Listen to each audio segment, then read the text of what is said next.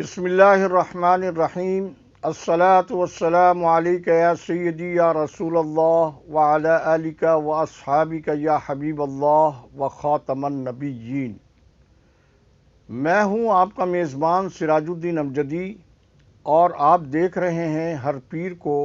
Live digital news LDN پر نشر ہونے والا اپنا پسندیدہ پروگرام ہیلتھ ڈائری۔ اللہ کریم سے امید ہے آپ جہاں بھی ہوں گے بخیر و عافیت ہوں گے۔ جن ناظرین نے چینل کو اب تک لائک اور سبسکرائب نہیں کیا ہے، وہ صحت کی سرکاری، نجی اور عالمی خبروں اور سرگرمیوں سے باخبر رہنے کے لیے پہلے چینل کو سبسکرائب ضرور فرما لیں، اور جن دوستوں نے چینل کو سبسکرائب کر لیا ان کا تہ دل سے شکریہ، اور جو ناظرین پروگرام ان کو پسند آئے وہ لائک کے ذریعے ہماری حوصلہ افزائی بھی ضرور فرمائے۔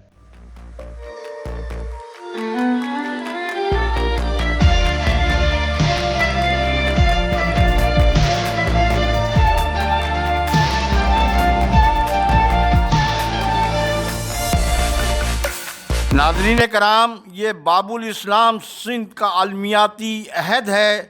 کہ محکمہ صحت سندھ کو اندھیر نگری چوپٹ راج کا سامنا ہے۔ محکمہ صحت سمیت سندھ کے 44 محکموں میں عوام کی فریاد اور داد رسی کا کوئی نظام نہیں۔ محکمہ صحت جیسے محکمے میں بھی بلا خوف و خطر کرپشن اور لوٹ مار کا بازار کھلے عام لگا ہوا ہے، جس کی تازہ ترین مثال ڈاکٹر سید مرتضیٰ علی شاہ کی ہے، جنہیں حال ہی میں محکمہ صحت سندھ کے ایک نوٹیفیکیشن کے تحت ہیلتھ مینجمنٹ کیڈر میں 6 اکتوبر 2025 کو ریگولر قرار دیا گیا ہے۔ تو اس سے پہلے جب انہیں ڈائریکٹر ہیلتھ سروسز کراچی کے دفتر سے ضلع وسطی کراچی کا ضلعی صحت افسر مقرر کیا گیا تھا، اس وقت ڈاکٹر مرتضیٰ علی شاہ کا کیا اسٹیٹس تھا، یہ ایک بہت بڑا سوالیہ نشان ہے۔ پھر جب انہوں نے ٹائیفائیڈ کی بیرونی اور عالمی فنڈ میں مبینہ طور پر تقریباً 2 کروڑ روپے سے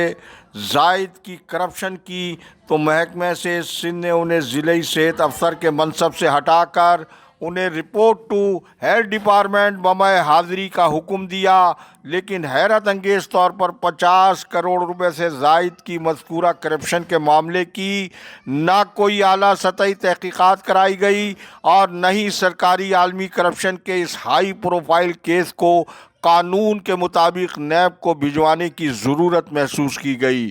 اسی دوران ڈاکٹر مرتضیٰ علی شاہ نے محکمہ صحت کے ارباب اختیار کے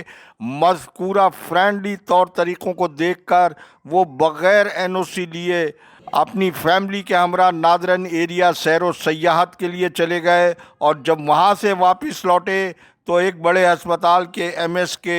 سرکاری دفتر میں ڈیرے ڈال کر ڈاکٹر مرتضیٰ علی شاہ کی حیران کن طور پر خاموشی سے urban health centre new Karachi میں بحیثیت MS تعیناتی ہو گئی۔ اور پھر جب سندھ گورنمنٹ اسپتال سعود آباد سے انہیں شارع بھٹو پر ایک واقعے کے بعد چیف سیکریٹری سندھ نے ڈاکٹر آغا عامر کو ہٹایا، تو 20 گریڈ کی موجودہ سینئر اسامی پر محکمہ صحت سندھ کے حکام نے ڈاکٹر مرتضیٰ علی شاہ کو urban health centre new Karachi سے سندھ گورنمنٹ اسپتال سعود آباد میں انہیں لے آئے، جہاں پھر ڈاکٹر مرتضیٰ علی شاہ نے مختلف بوگس بلوں کی صورت میں کروڑوں روپے کی مبینہ کرپشن کی۔ اس کرپشن کی تحقیقات کے بجائے ڈاکٹر مرتضیٰ علی شاہ کو سندھ گورنمنٹ اسپتال نیو کراچی کا MS بنا دیا گیا۔ سندھ ہائی کورٹ آئینی بینچ سکھر میں دوران سماعت اب تک جو کچھ سامنے آیا ہے وہ غلط تو نہیں۔ مذکورہ عدالت کی ہی جانب سے محکمہ صحت سندھ سے چند ہفتے قبل تحریری طور پر کیڈر چینج ملازمین کی فہرست طلب کی گئی تھی۔ فاضل عدالت کے حکم پر خلاف قانون DG ہیلتھ ڈاکٹر وقار محمود میمن کی جانب سے ایک مراسلہ تو سندھ بھر کے صحت کے اداروں کو ضرور جاری کیا گیا ہے، لیکن محکمہ صحت سندھ میں مثالی کارکردگی کا اندازہ آپ اس سے لگا لیں کہ اب تک نہ تو کسی ہسپتال، ضلعی صحت دفاتر اور خود ڈی جی آفس سمیت کسی دفتر کی جانب سے بھی ایک بھی کیڈر چینج کی report D G health office میں جمع نہیں کرائی گئی ہے، بلکہ ڈی جی ہیلتھ نے خود بھی مذکورہ مراسلے کی دوسری اور تیسری بار اسے ارسال کرنے کو ضروری نہیں جانا ہے۔ پھر کورٹ کی جانب سے طلب نہ کیے جانے کے باوجود ڈی جی ہیلتھ کا عدالت میں بار بار پیش ہونا بھی بڑی حیران کن بات ہے۔ تو صوبے کا سب سے بڑا تدریسی ڈاکٹر رت کے ایم فاؤ سول اسپتال کراچی، سندھ سروسز اسپتال کراچی، سندھ گورنمنٹ اسپتال لیاقت آباد Karachi, director health services Karachi تو محکمہ صحت کے ایسے ادارے ہیں جہاں محکمہ صحت سندھ کی انتظامیہ نے مذکورہ صحت کے اداروں کو ہر قسم کی کرپشن اور لاقانونیت کی کھلی چٹ دے رکھی ہے۔ کرپشن کی دہشت گردی نے سندھ اور پاکستان کے عوام کے خون پسینے کی کمائی کے ٹیکسوں سے جمع ہونے والے قومی خزانے کو جس بے دردی سے لوٹ کر آنے والی ہماری نسلوں کو جن سخت شرائط کے قرضوں میں جکڑا ہے، اب یہ قوم کے ساتھ کیا اور سنگین مذاق ہو رہا ہے۔ جنگ نیوز کے مطابق 27ویں ترمیم پر نون لیگ اور پاکستان پیپلز پارٹی کے حالیہ مذاکرات کے دوران پاکستان پیپلز پارٹی صدر کے لیے تاعمر استثناء اور قومی احتساب بیورو نیب کے خاتمے کا مطالبہ سامنے لے آئی ہے۔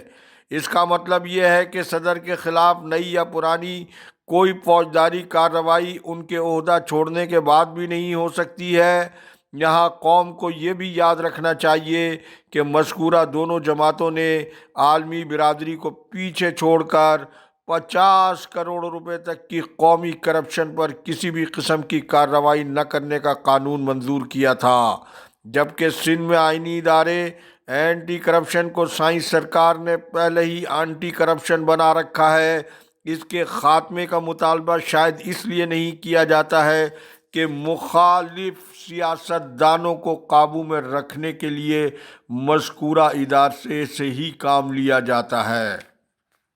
سائیں حکومت کی مثالی کارکردگی کا تو کوئی ٹھوس میزانیہ نہیں ہے، لیکن صحت کے ادارے کو بے مثال قرار دینے کا دعوے کا کوئی موقع خالی نہیں جانے دیا جاتا ہے، جبکہ سندھ سرکاری ہسپتالوں میں کیا حال ہے کہ او پی ڈی کے ڈاکٹرز کے علاوہ شعبہ حادثات کے ڈاکٹرز مریضوں کو من پسند فارما کمپنیوں کی ادویہ لکھنے کے علاوہ فوڈ سپلیمنٹ تک لکھ کر باہر سے خرید کر اور پھر مرتے مریض کو دوا دکھانے کی بھی ہدایت دی جاتی ہے۔ سول اسپتال کراچی، جناح اسپتال، عباسی شہید اسپتال میں یہ مکروہ دھندا مبینہ طور پر مخصوص نجی میڈیکل اسٹوروں کی ملی بھگت سے چلتا ہے۔ اب آپ پہلے ہماری اسکرین پر پنجاب حکومت کی یہ پوسٹ ملاحظہ فرمائیں۔ آپ نے یہ پوسٹ ملاحظہ فرمائی، وفاق یا پنجاب کے ہسپتالوں میں مریضوں کو باہر سے دوا لکھنے کی صورت میں ڈاکٹروں کے خلاف کیا واقعی کارروائی ہو رہی ہے یا نہیں، لیکن تمام صوبوں میں ایسا ہی ہونا چاہیے۔ اب آپ سندھ کے ایک مظلوم کی آواز سنیں اور محکمہ صحت سندھ کی کارکردگی کے حوالے سے ویڈیو بھی ملاحظہ فرمائیں۔ پیپلز پارٹی جی اگوان شرمیلا فاروقی جو بیان تا بدھو ہوندو ت پنجاب جے مقابلے میں سندھ جی صحت جو نظام بہتر آئے۔ 15 ڈینہں اگ میں کمس اسپتال جے اندر ہکڑی معصوم نیاणी نانگ جی ویکسین نہ ملن جے کرے تڑپی فوت تھی۔ 17 سال لگاتار انہن جی حکومت رہی ہے پیپلز پارٹی جی سندھ جے اندر۔ وڈے میں وڈی ایشیا جی اسپتال چون تھا کمس اسپتال کے، ان میں ہکڑی نانگ جی ویکسین نہ آئے جاتے معصوم ٻارڑا تڑپی مری ونجن تھا۔ یہ ویڈیو آپ نے ملاحظہ فرمائی۔ آپ سیکریٹریٹ صحت سندھ کی کارکردگی اور سندھ حکومت کی جانب سے سرکاری ہسپتالوں میں عالمی سطح کے مفت علاج معالجے کے زبانی دعووں کے بارے میں خود فیصلہ کر لیں۔ اللہ حافظ۔ پاکستان زندہ باد، کرپشن مردہ باد، عوام و افواج پاکستان پائندہ باد۔